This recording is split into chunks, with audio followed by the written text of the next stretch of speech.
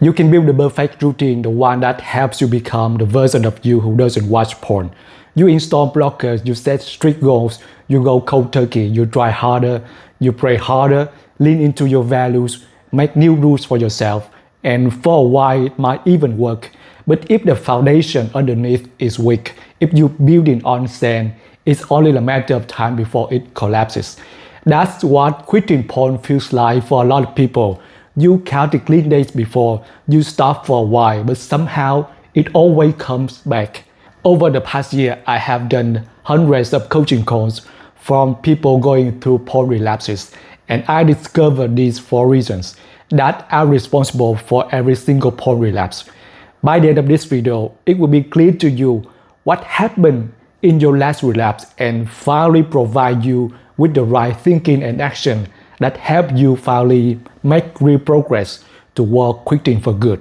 Before we get into that, let's clarify when your porn habit becomes a real issue. Because not everyone who views porn is stuck in the same way. So here's how to know when it's crossing the line. If you're still watching after telling yourself you wouldn't, if you start browsing and 15 clicks later, you lost track of time and you late for something. If what used to be enough doesn't do it anymore and you escalate it to more extreme content. If real-life sexual experiences feel flat or disconnected because your brain is so used to screen stimulation. If you're tired of going back and forth between quitting and giving in. If porn has ruined your confidence and make you hold back from dating, promotions, or opportunities because deep down you're thinking, I don't deserve it. And that's when it stops being a side habit and starts becoming a pattern with real cost. There are 4 core reasons people stay stuck in this habit. We're going to break each one down so you can finally see what's been keeping this pattern alive and what to do instead.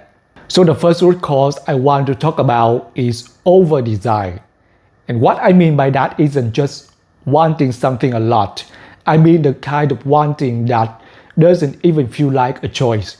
It just kicks in, same time, same place, same emotion. You don't go looking for it, it finds you.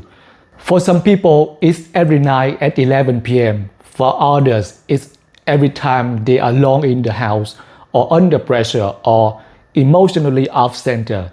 And even if you've been doing well for days or weeks, that cue shows up and suddenly the craving is loud again. This is the part most people don't understand. It's not just desire, it's conditioned desire. And the more times you use porn as a coping mechanism to escape, to soothe, to numb, the more your brain associates that moment of discomfort with relief. That's why I bring in Pavlov's dog. If you study even basic psychology, you probably heard of this. Pavlov rang a bell and gave a dog a treat. Did it again and again, ring, treat, ring, treat. Eventually he rang the bell without the treat and the dog still salivated. No food, just the cue, just the expectation. And that's exactly what's happening here. Porn becomes the treat and your brain starts learning the cues. Or it might be environmental, your room, your phone, or that moment after a long day when you feel like you deserve some entertainment. The craving doesn't wait for logic. It's triggered by a bell your brain has learned to respond to. You don't have to be aroused. You don't even have to be thinking about sex. You just feel the restless magnetic pull and your body starts preparing for the hit. And listen, this doesn't mean something's wrong with you. It means your brain is working exactly the way it's supposed to. It's just following the reward system it's been trained into. This is a huge mindset shift for most people. Because if your brain learns to want something, it can also unlearn it. But here's where most people get stuck. Instead of retraining the desire, they try to fight it, white-knuckle it, shut it down with willpower. And that just creates a pendulum between trying harder and giving in. You brace against the urge like holding a door shut against a strong wind. It takes everything you got and you cannot hold it forever. Eventually your grip slips and the habit rushes right back in. And then comes the guilt, the all or nothing thinking, like I broke my streak, I failed again, I have to start over. That's not discipline, that's exhaustion. And it's why so many people stay stuck for years.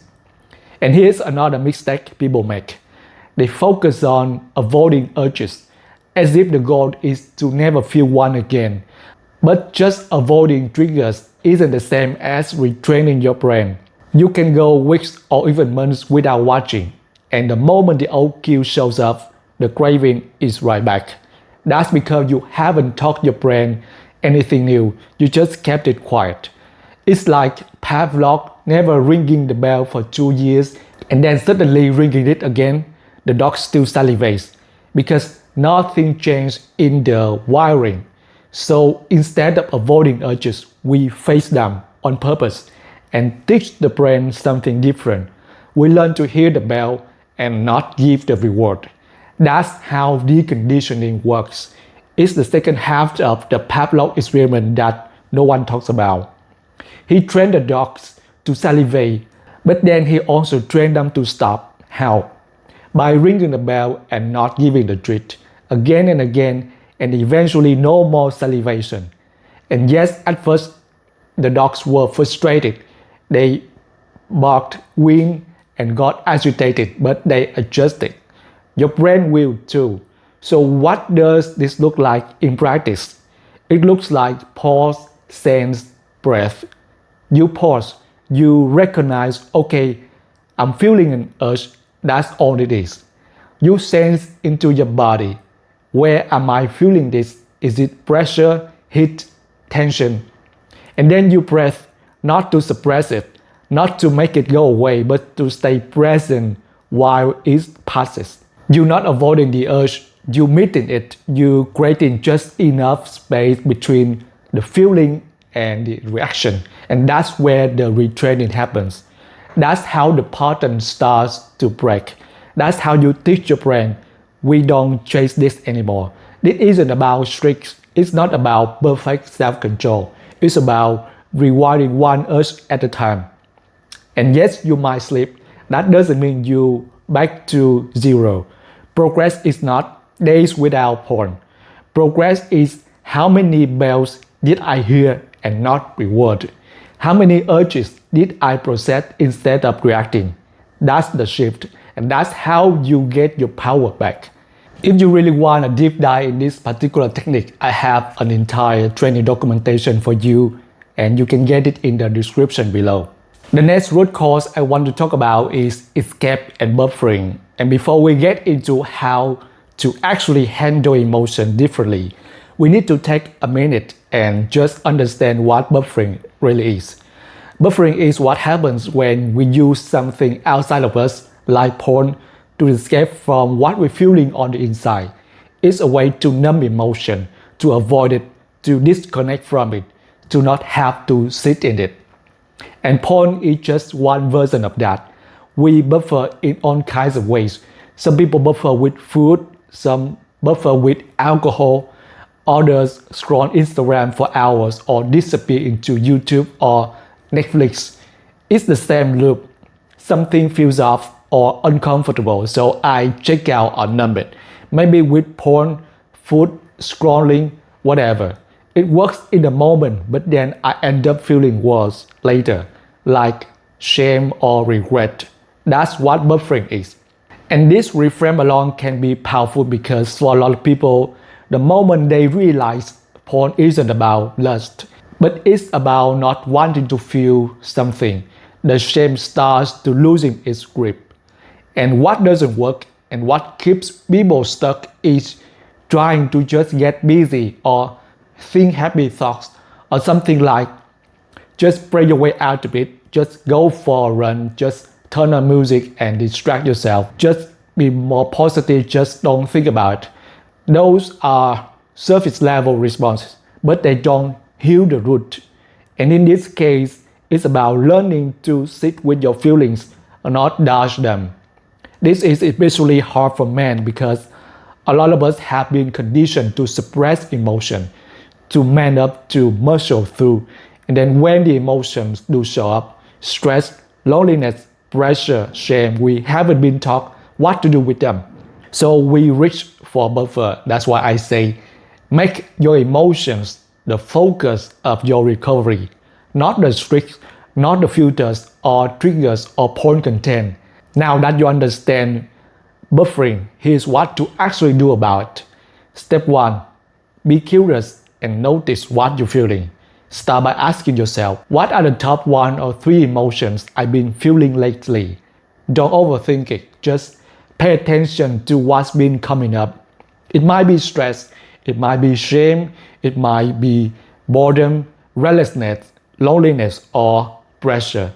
Write down whatever shows up. Step 2. Notice when porn shows up in response. Look for the pattern. What's been going on lately? What situation have been hard? And how often does porn come in right after one of those emotional moments? By answering those questions, you can start connecting the dots. I feel this, then I buffer with porn. Step 3. Get more specific. If you're not sure what you're feeling or don't know how to describe it, that's normal, especially you've been taught to push feeling away. Use an emotion wheel or chart if it helps. It gives you language. Maybe you start with fear, then drill down. Is it anxiety, uneasiness, or insecurity? Step 4. Write the thought behind the feeling. Once you name what you're feeling, ask yourself, what thought is causing this emotion? What story am I telling myself that's creating this? Write that down too. By doing these 4 steps, you stop reacting automatically and you start building emotional awareness. The more clearly you can see the emotional cycle behind your porn use, the easier it becomes to change it. So before I go into the next root cause, let me ask you this. When you think about the messages you received from your culture, your family, your faith, about what it means if you watch porn, did any of those messages actually help you quit? Did they make you feel capable? Did they motivate real change? Or did they just leave you feeling like there's something wrong with you? For most people, that kind of messaging fuels shame. And shame isn't just an uncomfortable feeling. It's that lowest of the low feeling that sits in your gut and makes you want to hide. Helping my clients get out of that shame spiral is always the first step, because when you're stuck in it, it's almost impossible to do the real work. That's why shame is the root cause I want to talk about next. It's not something you just feel and process. It's sticky, identity-based. It attaches itself to what you believe about yourself, not just what you did. And nothing fuels the porn habit more than shame. Here's why. A lot of programs, maybe even people you trust, try to use shame as a way to motivate change. They think if they can make you feel bad enough, you stop. So they use labels like addict, pervert, unfaithful, broken. They call porn evil, betrayal, a threat to your soul. But here's the problem. Shame doesn't motivate change. It causes hiding, avoidance, disconnection. You watch porn, then you feel ashamed about it. That shame makes you beat yourself up, which makes you feel even worse. And when you feel that bad, you just want some relief, and so you end up watching more porn. That's the shame spiral. And the worse the shame gets, the more you buffer just to get away from the shame itself. Now think about this clearly. If porn is a way to escape hard emotions, and shame is one of the hardest emotions, what are you most likely to do to escape shame? Of course, you use porn. It becomes a self-fulfilling cycle. And that's why you cannot full recovery with shame. If the emotion driving your effort is I'm not enough, I'm disgusting, I have to fix myself to be worthy, you're running on bad fuel. Now let's be clear about something else that makes it worse, and it's subtle: sexual shame. A lot of people carry deep shame just for having sexual urges, as if the craving itself is wrong. But craving is a physiological response like hunger or fatigue or thirst. You don't choose it, you just feel it. That's not morality, that's biology. And this is where so many people get stuck. They confuse physiology with morality. Having a sexual urge isn't immoral. What you choose to do with that urge, that's where your values come in. It's the same with hunger. Being hungry isn't bad. You can go make a sandwich. You can eat your neighbor's food. You get to choose. And your value decide what's right for you. But if you treat the urge itself as bad, like I shouldn't feel this, I'm broken for feeling this, then every time the urge shows up, you fall right back into the shame cycle. So what do you do to break that cycle? Step 1, awareness. Just name it. This is shame. That's what I'm feeling right now. And notice the story that shame brings with it. Usually it sounds like, there's something wrong with me. I never get this right. I'm disgusting. I shouldn't be struggling. Once you can name it, you already start to take its power away. Step 2, drop the shoulds. Let go of the belief that you need to shame yourself into change and that you should never slip up again, that you shouldn't still be struggling with this. Those thoughts don't help you grow. They keep you stuck in the same emotional loop. Instead, start with this thought. I'm enough right now, even if I never change. That's giving yourself the emotional stability to actually change. Because when you're no longer trying to quit porn to fix your worth, you free up your energy to quit viewing porn from clarity, calm, and choice. That's the fuel that works.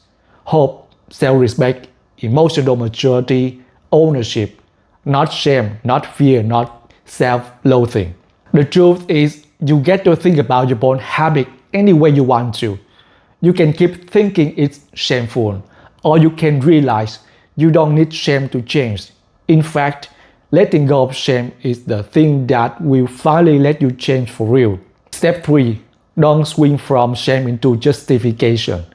Sometimes when people finally let go of shame, they fall into another trap. They start justifying the habit.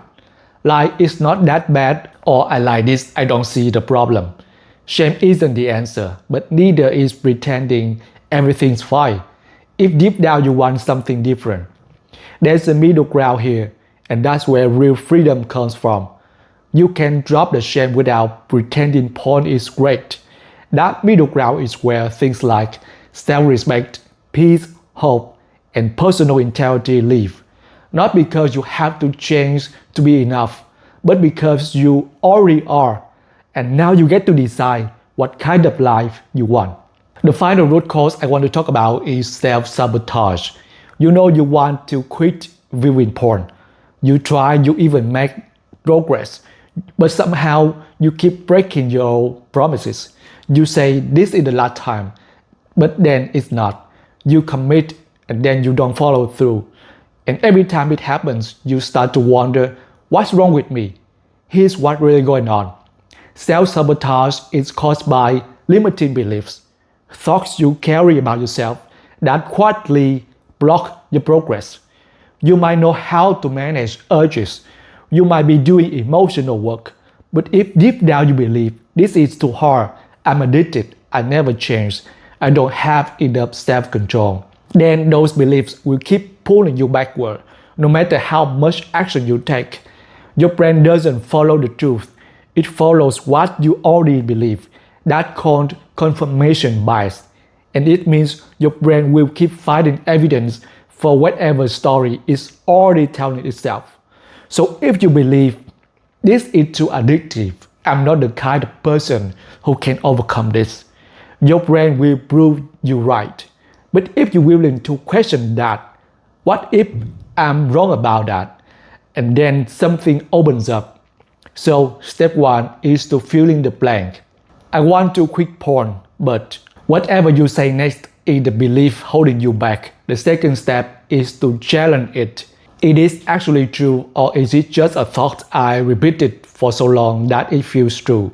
The third step is to practice new beliefs, even if you don't feel natural yet. Something like, I can figure it out over time. It isn't too big for me. I'm not broken, I'm learning. You don't need to jump to perfect confidence. But if you can stop arguing for your limitation, you start to create space for something new. Here's the truth. You can have a porn-free life if you're willing to let go of the belief that you cannot. And that shift, even before behavior changes, can transform your mindset. So now that you understand the root causes and you got tools that actually help, the next step is figuring out how to keep your progress simple and sustainable. Because even when you're on the right path, it's easy to get pulled, of course, by things that sound helpful but actually keep you stuck. I'm going to break down the most common myths people believe about quitting porn and how those myths create what I call the 6 failure patterns. These failure patterns are the exact loop I kept repeating for years, and I wish someone had just pointed them out early on. It would save me a lot of time, a lot of shame, and a lot of pointless strategy that never worked. I'm sharing those myths in this next video. Click to watch now.